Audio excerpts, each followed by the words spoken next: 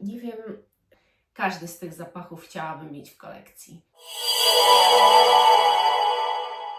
Witam Was, kochani, serdecznie w kolejnym filmie na kanale Perfumowni i zapraszam Was dzisiaj na nowości perfumowe, o których bardzo chciałam Wam poopowiadać. Będą to 3 nowości. Na jedną bardzo długo czekałam, żeby wykupić w ogóle flakon, a 2 pozostałe, przy zakupach otrzymałam nowości, o których tak naprawdę marzyłam, żeby je sprawdzić. Więc bardzo się cieszę, że mogę Wam zrecenzować te 3 zapachy i serdecznie zapraszam, bo może zaspoileruję wyjątkowo, każdy z tych zapachów chciałabym mieć w kolekcji. Z tej linii zapachów recenzowałam Wam już jeden i to miałam flakon i ten flakon trafił do Kasi. Pozdrawiam Cię serdecznie i mam nadzieję, że czerpiesz z niego ogromną przyjemność. I jeżeli mam być szczera, to mój flakon, biorąc pod uwagę, co testowałam teraz, jest najgorszym zapachem z tych właśnie takich odzieżowych, więc pewnie się domyślacie już, o co chodzi. Chodzi o markę Guerlain i tę linię stworzoną, która jest właśnie taka związana z tkaniną. Ja tutaj dostałam od nich 2 zapachy przy kupowaniu ponownej flaszki i Wam pokażę, pochwalę się, że bo mam ponownie flaszkę Pêche Mirage. Jedna już jakaś tam część flaszki, którą miałam, poszła do Kamilki. No i mówiłam, że kupię nową, bo ja ten zapach muszę mieć po prostu w kolekcji. Zresztą, jak widzicie, zaczynam być taką osobą, która już wie, czego chce i która oczywiście lubi eksplorować ten świat, ale ma taką bazę już zapachów, której nie wyobraża sobie, żeby nie było w jej kolekcji. No i między innymi ten zapach jest zdecydowanie. A jeżeli chcecie taki film, to koniecznie dajcie znać w komentarzach. Jeżeli chcecie taki film z zapachami, które już kupiłam, kolejną flaszkę i które faktycznie odkupiłam, no to dajcie koniecznie znać, to oczywiście zrobię taki film. Zaczniemy od kaszmiru, bo będzie jeszcze drugi zapach, który dzisiaj Wam zrecenzuję, ale zacznijmy od kaszmiru. Ja na kaszmir jakoś nie zwróciłam uwagi, dlatego że wydawało mi się bardzo zwyczajnie nutowo zbudowany. Natomiast biorąc pod uwagę, że ja się rozkochałam w irysie, i to wszelkim, i tym bardzo silnie pudrowym, i tym kremowym, i tym takim papierowym, chłodnym, to muszę powiedzieć, że nie spodziewałam się, że ten zapach mi się spodoba.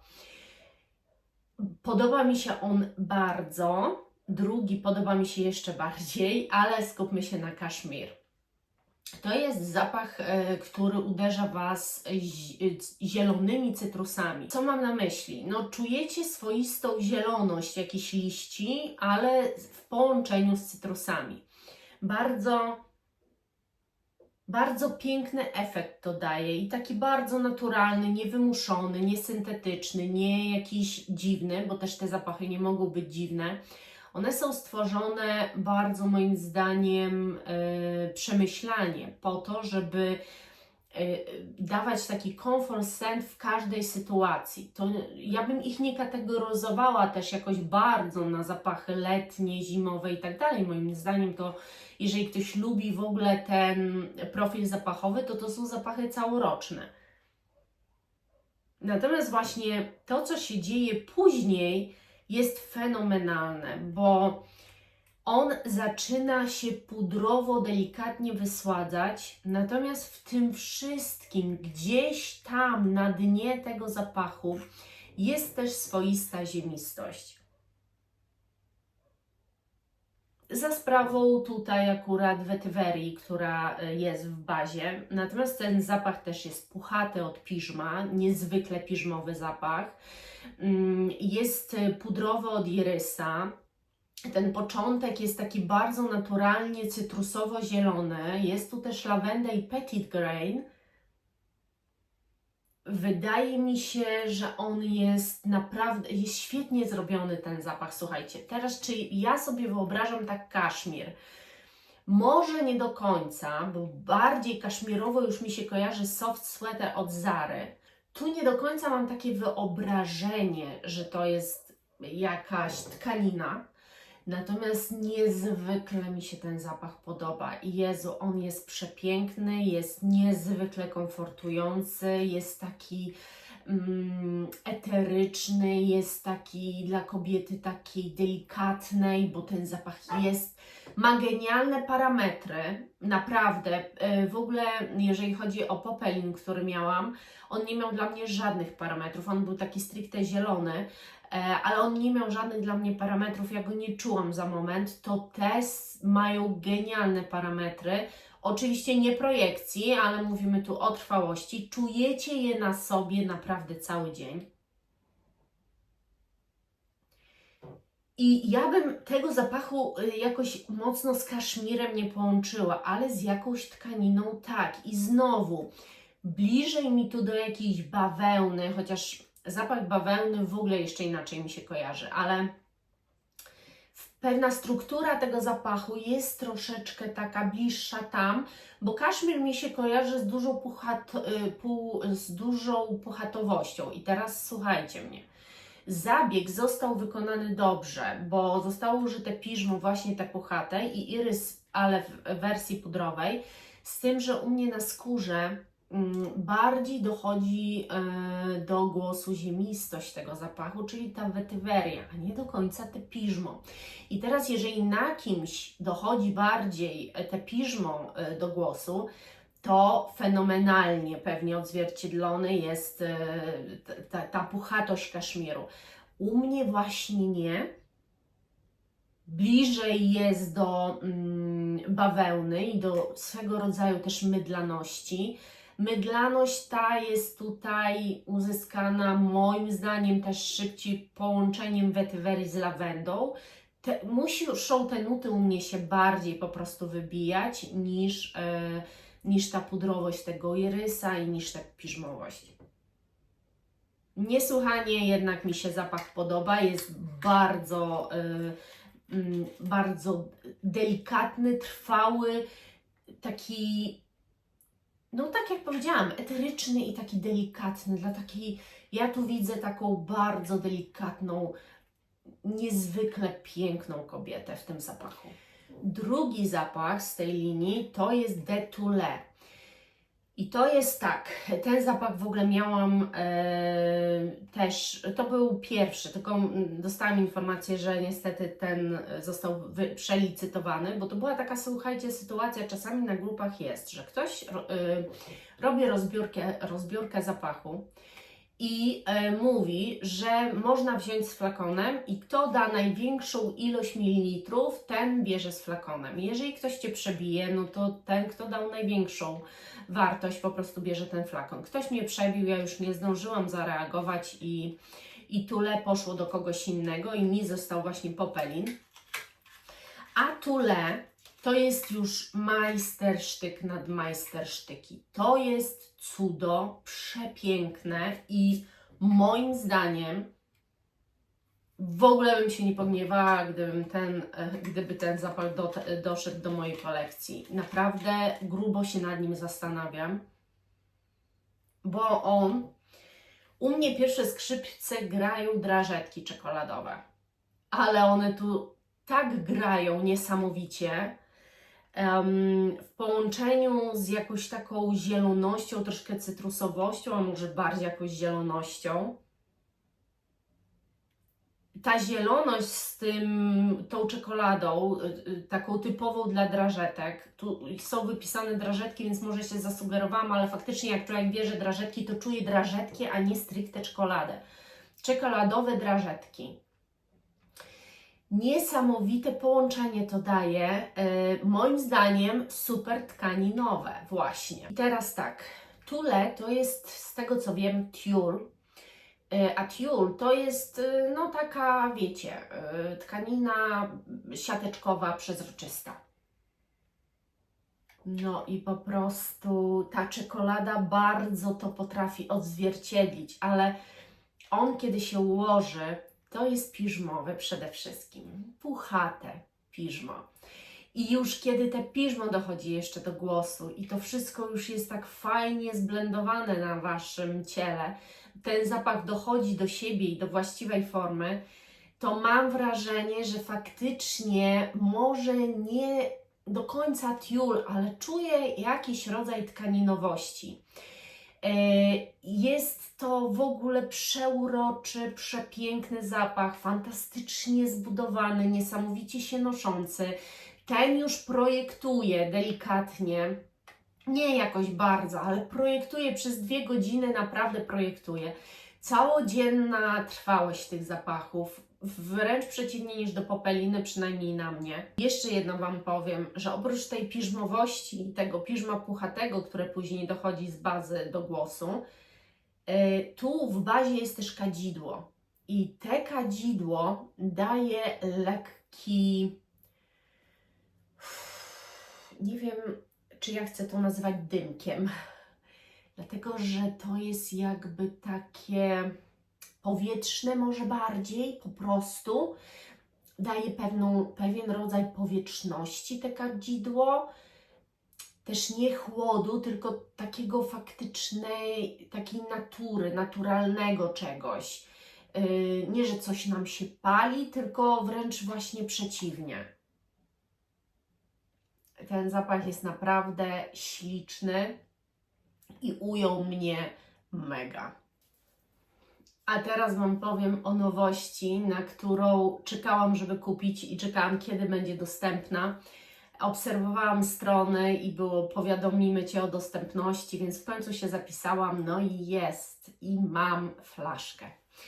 A mianowicie Initio Wild Rush. To jest taka trochę inna butelka, bo widać płyn. Wy pewnie teraz nie widzicie, ale generalnie tu widać płyn. Ma też taką naklejkę zrobioną, więc troszeczkę inna jest ta butelka. Korek jest taki sam i też szkło też jest granatowe, no ale trochę jest tu coś zmienione.